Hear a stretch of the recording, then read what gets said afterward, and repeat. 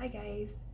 So today I would like to have a discussion about the importance of leave it, teaching a reliable leave it command with your puppy or adult dog. So in my previous two videos we discussed chewing and I mentioned the leave it command, teaching a reliable leave it, and today I just wanted to get into why we should teach your dog leave it. Okay, so I've got some notes here. So what is leave it? Leave it, the way that I teach leave it, and I think most trainers, is the meaning of leave it is don't touch that. Okay, so this is before something is in your dog's mouth. It's don't touch it. Don't touch it, don't look at it, ignore it. That's what leave it means to me when I'm teaching dogs leave it, is don't look at it, don't touch it. It's not yours. It's not your business. Okay, so why should your dog learn a reliable leave it? Well, there's many reasons. If you look at my short videos that I've posted, there's two videos of dogs that are my students doing leave it. One is a golden retriever puppy and she's doing leave it with a treat on her paw. Okay, and then the other video is two dogs. It's a Chow that I work with and a cockapoo, and they're siblings. I was going to say litter mates. They're siblings. They're sisters. And so yes, teaching a dog to leave a treat on their paw or on their nose is a cute trick, but it does have a very good function. All right. So the reason why I like to ultimately get them to the point where they can leave a treat on their paw or on their nose is because, let's say, hopefully it never happens to your dog, but things happen. As dogs age, weird stuff happens to their body. But if they ever need to have their foot bandaged, a wound dressing or something like that, they naturally want to pull things off of them because it's not supposed to be there, right? So when we do a reliable leave it command, that helps them understand that just because it's on you doesn't mean that you don't have to leave it. Don't put your mouth on it. If we say leave it, that means do not put your mouth on it, okay? It means ignore its existence. All right, so the leave it with the treat on the floor, I feel like that's obvious, but let me explain. Okay, so where are things that dogs usually grab? They're on the ground outside or on the ground in the house, right? When things are on the ground, they're on your dog's level, it's fair game. But when we teach them that, hey, this is here, we know that you want this, but don't touch it. Just because it's there and it smells good or it looks like it would be fun to tear apart, if I say don't touch it, then we have a reliable leave it command. They understand not to go for that item. So outside, there can be some scary things. Here we have these toads that are highly, highly toxic and they can kill your dog. They're called bufo toads. So the leave it command has come in handy personally with my own dogs or dogs in my care, because at night these toads are outside and in the dark you can't tell which one is toxic and which one isn't. I can't anyway. I don't want my dog going for any toad because most of them can give them a little nasty reaction if they touch their nose to the secretion that they have on their back. All right, so leave it means don't touch that, ignore it, don't go near it. All right, so outside we've got toxic toads, we have other animal poop. Cat poop is fun to keep your dog away from outside, especially if you have one that likes to go in your yard. So what do they want to do? They want to eat it, they want to roll in it, and none of that is fun. Okay. Small animals. We've got squirrels. Here we have, when you have fruit trees or your neighbor has fruit trees, we have fruit rats outside. We have possums, we have raccoons. There's lots of things lots of opportunities to utilize a reliable leave it command, is my point. All right, so inside of your house, even if your dog isn't necessarily a chewer, some dogs are just foodies, and if there's food, they want to go for it. Some foods are toxic. So if we're in the kitchen and we're cooking and we're chopping onions and some onion flies on the floor, well, your dog shouldn't eat onions. So we would utilize a leave it command. Grapes, raisins.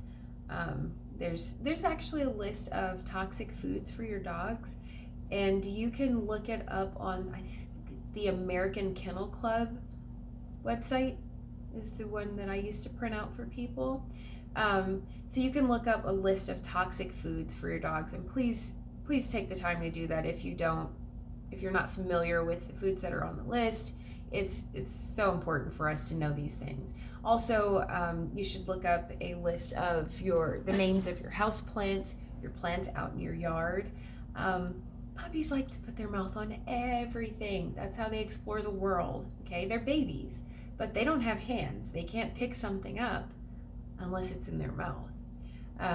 So it's very important for us to be able to teach a reliable leave it command. So leave it is do not touch that. I can't say it enough. Okay, let me look at my notes here. All right, so today I actually had a new puppy client that we were on our second session today, and we were working on a drop it command and leave it. So leave it, I will post that video. I'll try to post that short video first so that I can link it in the description of this video so you can see what the initial stages of leave it looks like. We didn't capture the very beginning of me teaching him. We only got after he had pretty much gotten the hang of the command, but he's still in the beginning stage, so he's still testing and trying to go for it.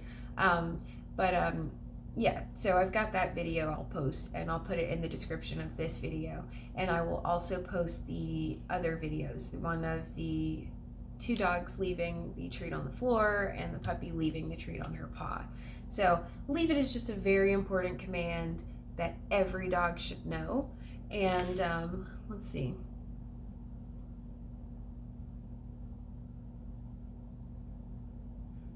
Yeah, and if you need any help teaching your dog leave it, I can absolutely help you. If you're local, if you're in the Tampa Bay area, I can do a one-on-one session in person, or if you are a distance away, I can help you virtually. I can coach you through how to teach the dog leave it. I'll show you step by step.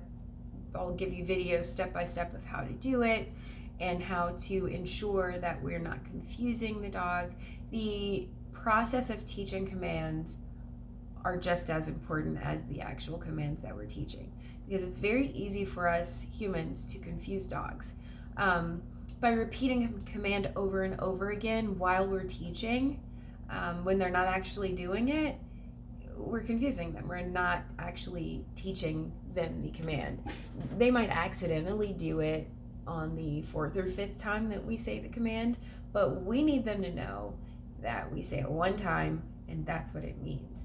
So, for instance, if you're teaching your dog sit, okay, a common thing that I see is people will hold a treat and say sit, sit, sit, sit, sit, sit, sit, and the dog is not sitting. So you're not teaching the dog to sit. Sometimes they will sit out of confusion and then you give them the treat, but now we're saying sit 10 times before they actually sit. And dogs link behaviors together, and they might decide, or not might decide, but might feel like they got the treat for us saying sit 10 times and then they sat. Okay, so we want to make sure that they know exactly what we mean. If we say leave it, we don't have a whole lot of room for error with that.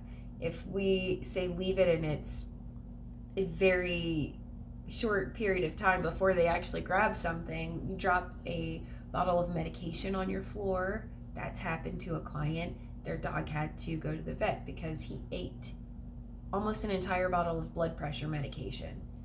Came to class with both of his little legs shaved, and he had to have IVs and his stomach pumped or whatever, and it wasn't good. He ended up being okay, but had he been a smaller dog, it probably would have been worse. This was like a blue tick coonhound. He was a 6-month-old puppy, so he was big. But if it were a smaller dog, that would have been tragic. Okay, dogs eat chocolate. They get into. I had a client whose dog ate a canister of raisins, and had to go get their stomach pumped.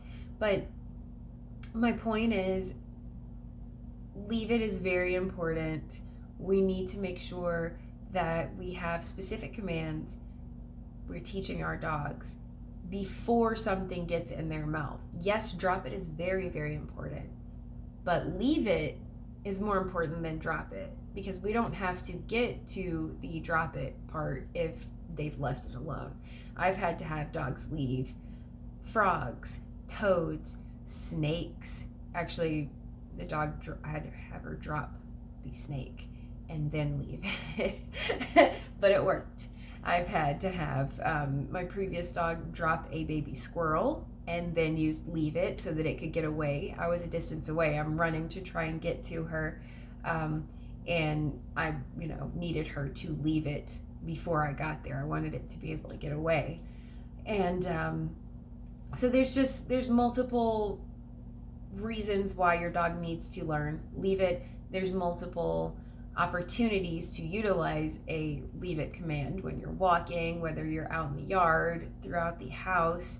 And yeah, so if you need help with that, just contact me. I have my information on my about section on my channel, and I'll also post my email address on the description box below this video so that you can have my contact information. I'll put my website on there as well. All right? Okay. Happy training. Bye.